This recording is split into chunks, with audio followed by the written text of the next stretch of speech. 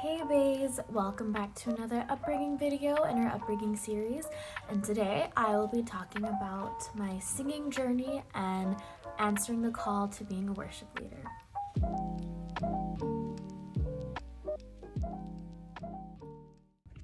Alright, so let's get started. I guess my singing journey, I honestly don't know when it really started. I was born and I sang. I was born into a musically inclined family.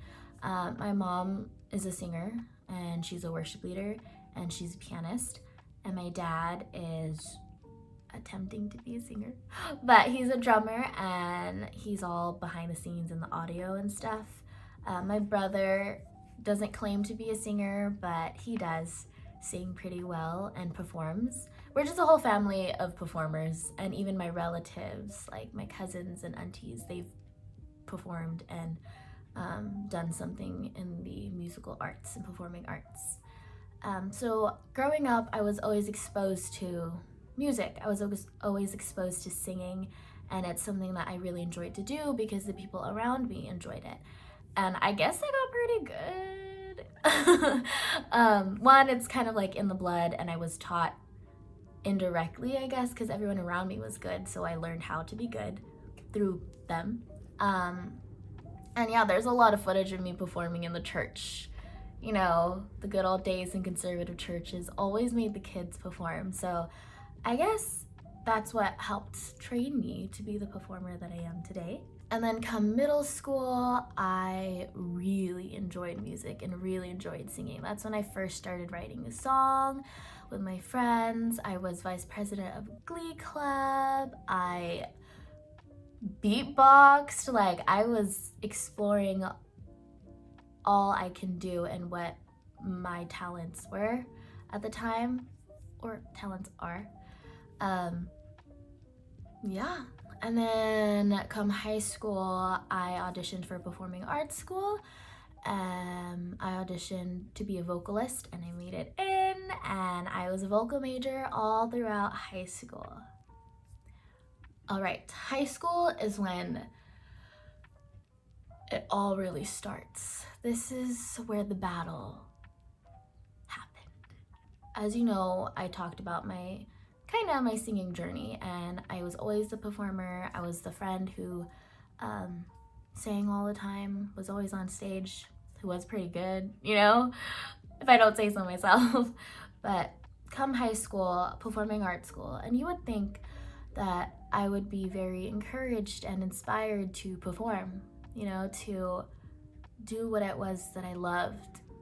I really wanted to pursue music. In middle school, for a point, I wanted to be a rapper, but thank God, you know, we all have our own calling. And I listened. But anyways, I wasn't. I thought that going to this school, I'd be great, you know, because growing up, I was good. I was the one friend that sang. I was the one that performed. I was the one that people talked about that was good, you know, and everyone's like, oh my gosh, I can't wait to see you on stage, on TV. Come high school, everybody was like that. Everybody was good. Everybody was amazing. Some people did this longer than me. Some people were professionally trained. So high school was pretty low for me. Like with my confidence, my self-esteem as a vocalist, and I guess at a young age I identified myself as a vocalist, and when I wasn't confident as one, I wasn't confident in who I was. So that's kind of where it all goes down. I at one point wanted to quit music, quit singing, and leave the school. I remember filling out all the papers for a different school that wasn't a performing arts school. That was just a normal, regular high school. I could play my sports there. I can be with my middle school friends, you know. It was easy. It was like, okay, and there, if I were to continue singing, I was the good one. I can be the vocalist that I thought I was. And one day my dad went to the school, was gonna finish signing the papers, and then when they saw our zip code, they're like, oh, she can't go to the school. So I stayed at the performing arts school all through the end until I graduated. So there's that. I guess, there was a plan and God didn't want me to leave. And of course I was very frustrated. I was like, what the heck? Like, what's the point of me being here if I don't want to pursue music anymore? What's the point of me being here if I'm not confident in my voice? Like, I'm not good enough. I'm not in the best vocal group. I'm not in the most advanced, I'm not performing. I didn't really have solos until my senior year, and that really hurt me. And all throughout this time of me wanting to leave the performing arts school, all through this time of me wanting to stop music, was when I was getting a call. The Lord was calling, and everybody at the church, I guess, heard the phone ringing, but me. I would just send it to voicemail. But also, I was still serving in the church. During this time, I was still backing up, so I was still singing, but I always grew up singing at the church, so this is kind of like a normal routine thing. And I remember one of the uncles every single Sunday would ask, hey Hannah, when are you gonna worship lead? When is it gonna be you up there? When are you the one leading? And I would always just joke like, oh haha, in 50 years, oh haha, in 10 years, when I'm older, or when my mom's not worship leading anymore. But it came to the point where the Lord was like, no, right now. And I just kept ignoring it, and I kept pushing it, and I really didn't want to do it. And that's when this all started. That's when this was all happening. This is when I wanted to quit music. This is when I was confused as who I was as a vocalist, as a performer, as a person, until one day I said hello, and yeah, sure, let's just go for it. And this whole back and forth with the Lord happened all throughout high school. So 4 years, it was a lot of like push and pull and push and pull. Like the Lord was like, hello, and I was like, no. Until I finally graduated high school. That's when I started worship leading on. I think it was the summer before college when I started, and I said yes to my mom. I said yes to the Lord. I said yes to the church, and I said yes to me, to who I was called to be. It still wasn't easy. Like me saying yes to the Lord, it wasn't smooth. It wasn't like, oh, finally, kind of. It was kind of like, oh my gosh, finally, like she said yes. It was finally, in a way, like I found my purpose again, and the love and the passion was reignited in my heart of music, of singing. And I fell in love again with that, and fell in love with worship, and I fell in love with the Lord in a whole different level, because I was worshiping him, differently now, with this newfound love that only came from him. So I no longer identified myself as a singer. I didn't even identify myself as a worship leader. Worship leading was something I was called to do, but that's not who I was. I am a daughter of Christ.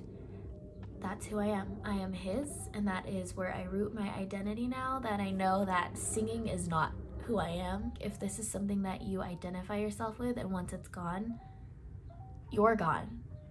What you root your identity in, who you see yourself, who you think you are, is gone, and you're lost. And then I thought I lost my purpose in my life, in this world. And I know it might not be a big deal to other people, but that's just what I identified as. And when you lose your identity, you lose yourself. But by the grace of God, he still called. He called and called and called. And when I finally answered, I found myself and identified myself in the Lord, where it should be, where I should be, where we all should be. I know this is kind of short, And I didn't get to do my hair like Mickey's if you haven't seen the last video, or sing a song or something. But thank you so much for listening to my singing journey and my answer to the call of being a worship leader. I hope this inspires you. Like, if you are in a season right now of being confused of who you are, being confused of where you were called, or if you are losing your passion in something that God instilled in your heart, you know, I hope and pray that you find that love again, that passion in what He has called you to do. I pray that you hear and listen to the call, and just understand that answering a call is never easy. Well, some people, you know, but for me, it was a lot of back and forth for 4 years. And when I finally said yes, there's still that battle of when you answer the call, but that's a whole different story. But praise be to God, I've been worship leading for 5 years now. Understand that it's hard to answer a call. It's never easy, really. And if it was, we wouldn't need God. We wouldn't need to be doing it through Him. We wouldn't need to be asking Him for the strength and the discipline, you know? We wouldn't be needing to ask for His guidance. So answering a call is never easy. Losing your love for something and passion for something that you love to do is so devastating. It's so hard.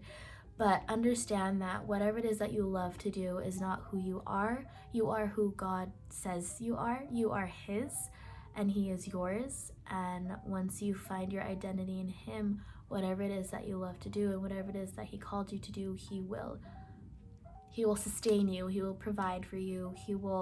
He gives us the strength to do the things that He calls us to do. And I hope that soon you find that. If you are in a transition, transitions are also hard, but you will get there through Christ, and you can do anything through Him. And if you are called to be a worship leader, if you are a worship leader right now, if you want to be a worship leader, let me know. We can talk as worshipers in the music field.